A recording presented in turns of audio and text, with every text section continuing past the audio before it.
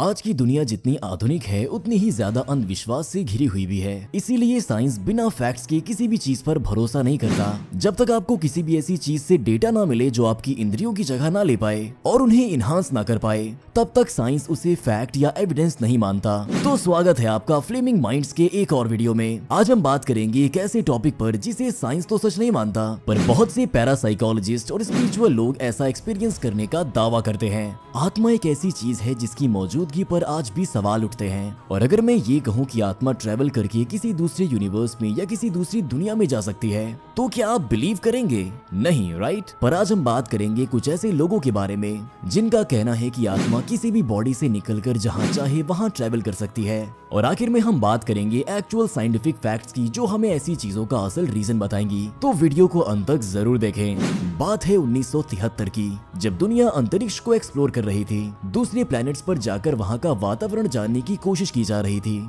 उसी कोशिश का एक हिस्सा था पायोनियर 10 स्पेसक्राफ्ट, जो कि 27 अप्रैल 1973 को लॉन्च हुआ था। इसका मिशन था सोलर सिस्टम के बिगेस्ट प्लैनेट जुपिटर के वातावरण को डिस्कवर करना। उसी दौरान पैरासाइकोलॉजी फील्ड के दो बड़े चहेते नाम सामने आए, हैरोल्ड शर्मन और इंगो स्वान। ये दोनों साइकिक थे।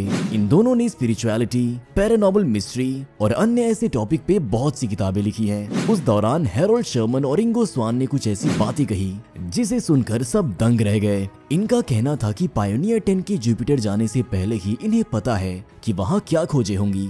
अब सवाल उठता है कि आखिर कैसे, क्योंकि बिना स्पेसक्राफ्ट के कोई भी स्पेस में ट्रेवल नहीं कर सकता। पर इन दोनों साइकिक्स का कहना था कि इनकी एस्ट्रल बॉडी, आसान भाषा में इनकी आत्मा, इनके शरीर से अलग होकर जुपिटर गई, वहाँ के वातावरण को ऑब्जर्व किया और लौट आई। ये बात सुनकर ही लगता है जैसे कोई मनगढ़ंत कहानी है या फिर किसी बच्चे की इमेजिनेशन है। पर क्योंकि ये उस वक्त के जाने माने लोगों में से एक थे, तो कई लोगों ने उनकी बातों का विश्वास भी कर लिया। इस एक्सपीरियंस को नाम दिया गया एस्ट्रल ट्रैवल। एस्ट्रल ट्रैवल को ऐसा प्रस्तुत किया गया मानो ये कोई सुपरनैचुरल पावर हो। साइंस की बात की जाए तो साइंस तो आत्मा जैसी चीजों में बिलीव ही नहीं करती। साइंस के हिसाब से हमारी एस्ट्रल बॉडी कोई स्पिरिट नहीं है, बल्कि ये मनुष्य की शख्सियत है। तो एस्ट्रल बॉडी जिसकी बात इन दोनों साइकिक्स ने की थी, साइंस इसे पूरी तरह से ठुकराती है। पर इन दोनों साइकिक्स की बातें साइंस के लिए एक चैलेंज जैसी थी, क्योंकि ये साइंटिफिक फैक्ट्स को धुतकार रही थी। ऐसी बातों पर शायद कुछ लोग यकीन भी कर लेते, पर यहाँ इनका सामना हुआ एक ऐसे साइंटिस्ट थे जिन्होंने अपना सारा जीवन अंधविश्वास को मिटाने और साइंटिफिक फैक्ट्स को प्रूव करने में निकाल दिया।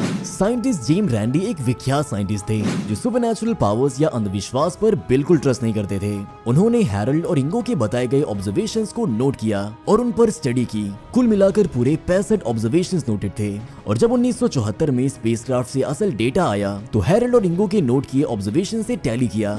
यहाँ जो रिजल्ट आया वो चौंका देने वाला था। टोटल 65 ऑब्जर्वेशंस में से 30 ऑब्जर्वेशंस फ्लैट आउट गलत साबित हो गए, 9 ऑब्जर्वेशंस फेक थे और 18 जनरल फैक्ट्स थे जो पहले की बुक्स में ऑलरेडी पब्लिश थे। 2 मोस्ट प्रोबेबली गलत थे और बस 5 फैक्ट्स ऐसे थे जो प्रूव तो नहीं हुए पर माना गया था कि वो सही हैं। वहीं एक ऐसा फैक्ट भी था जिसका रेफरेंस किसी बुक में नहीं था, पर वो कोई फैक्ट भी नहीं था। तो होल टोटल आउटकम यही आया कि दोनों साइकिक्स की बातें फर्जी और बेसलेस हैं। पर आज भी कई लोग एस्ट्रल ट्रैवल पर बिलीव करते हैं। जेम्स रैंडी एजुकेशन फाउंडेशन ने इस बात को प्रूव करने के लिए एक कॉन्टेस्ट भी करवाया, जहां उन्होंने ऐसे लोगों को इनवाइट किया जो एस्ट्रल ट्रैवल में बिलीव करते हैं। ये दावा करते हैं कि उन्होंने ऐसा कुछ महसूस किया है। इन लोगों को अपने इस एक्सपीरियंस का बस एक एविडेंस देना होगा और जीतने वाले को $1 मिलियन का इनाम भी दिया जाएगा। पैसे के नाम पर वहां आए तो बहुत से लोग और बहुतों ने अपना एक्सपीरियंस भी शेयर किया, पर अफसोस वहाँ कोई भी शख्स एक भी ठोस एविडेंस नहीं दे सका और अपनी बात को प्रूव नहीं कर सका।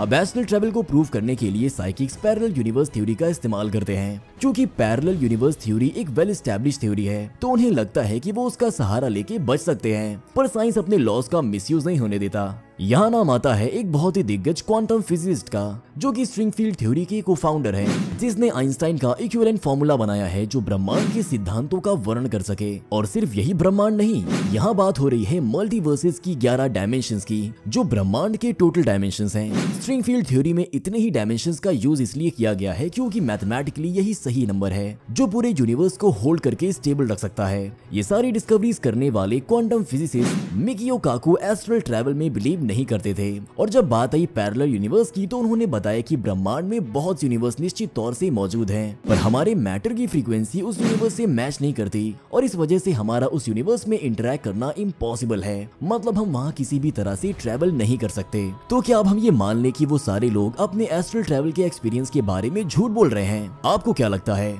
इससे पहले कि हम इसका जवाब दें, आप अपने विचार हमें कमेंट्स में जरूर दें। इंडिया में एस्ट्रल ट्रैवल जैसी चीजों का दावा करने वाले लोग केवल वो ढोंगी बाबा होते हैं, जिन पर लोग बिना सोचे समझे आंखों पर पट्टी बांधकर यकीन कर लेते हैं। डेथ के बाद भी आत्मा जिंदा रहती है, ऐसी बातों पर भी साइंस बिलीव नहीं करता और साइंटिफिक फैक्ट्स के जरिए इस अंधविश्वास को मिटाता है। अगर आपको जानना है कि आखिर साइंस भूतों के बारे में क्या कहता है, तो आप हमारा पिछला वीडियो देख सकते हैं। उसका लिंक आपको डिस्क्रिप्शन या आई बटन पर मिल जाएगा। 1951 में साइंटिस्ट सोलोमन एश ने एक एक्सपेरिमेंट कंडक्ट किया, जिसमें उन्होंने 6 लोगों को बुलाया। उनमें से 5 एक्टर्स थे और एक टेस्ट सब्जेक्ट था। उन सभी को कुछ तस्वीरें दिखाई गई और पूछा गया कि आपको इन तस्वीरों में क्या दिख रहा है। पहले 2 सवालों का जवाब तो सबने सही दिया, पर तीसरे सवाल का जवाब जानबूझकर 5 एक्टर्स ने गलत दिया। टेस्ट सब्जेक्ट के लिए ये बात अजीब थी, पर उसे लगा कि इतने लोग गलत तो नहीं बोलेंगे, तो उसने भी वही गलत जवाब दिया जो उन 5 ने दिया था। यहाँ पता चलता है कि किस तरह उस पर सोशल प्रेशर बना और उसने भेड़ चाल चली। इस एक्सपेरिमेंट का रिजल्ट था एश कन्फर्मिटी बायस। इस एक्सपेरिमेंट ने ये प्रूव किया कि इस तरह बिना किसी सबूत और बिना किसी साइंटिफिक फैक्ट के लोग भीड़ चाल चल रहे हैं और एस्ट्रल ट्रैवल को सच मान रहे हैं, सिर्फ इस वजह से कि सब तो गलत नहीं हो सकते। हम अंधविश्वास को बढ़ावा देते हैं और साइंटिफिक फैक्ट्स को इग्नोर कर देते हैं। अब क्योंकि इतने सारे लोग अपना एक्सपीरियंस शेयर कर रहे थे, तो साइंस को ये तो पता करना ही था कि आखिर सच क्या है। तो जिन लोगों ने अपना एस्ट्रल ट्रैवल का एक्सपीरियंस शेयर किया था, उनका ब्रेन सीटी स्कैन हुआ और एक नई चीज सामने आई। इसे कहा गया सबकॉन्शियस ल्यूसिड ड्रीमिंग। ये बात हम सब जानते हैं कि सोते वक्त भी हमारा सबकॉन्शियस माइंड एक्टिव रहता है और body partially paralysed. Lucid dreaming हमारे सबकॉन्शियस माइंड की उपज होती है, जिसमें हमें लगता है कि हम कहीं और किसी और दुनिया में हैं और वहां जी रहे हैं, चीजें महसूस कर रहे हैं, पर ये सब बस एक सपना होता है।